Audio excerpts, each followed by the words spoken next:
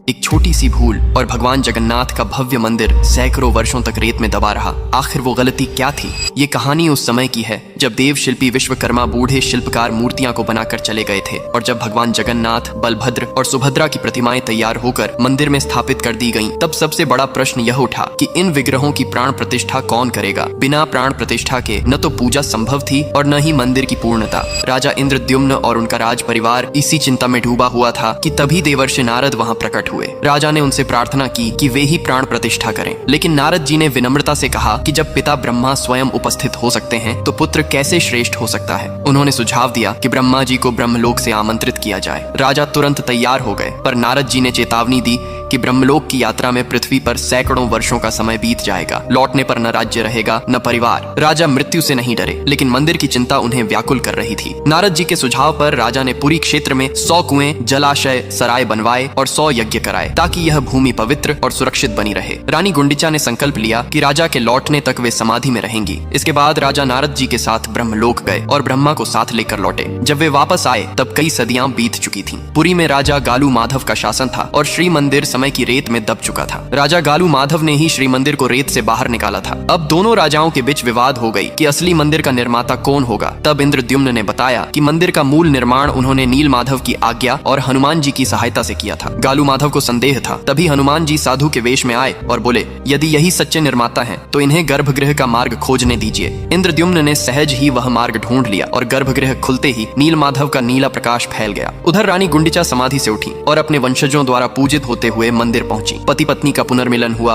और गालू माधव को सत्य का बोध हो गया। अंततः ब्रह्मा जी ने यज्ञ कराकर राजा इंद्रद्युम्न और रानी गुंडिचा के हाथों भगवान जगन्नाथ की प्राण प्रतिष्ठा कराई। तो कमेंट में लिखिए, जय जगन्नाथ।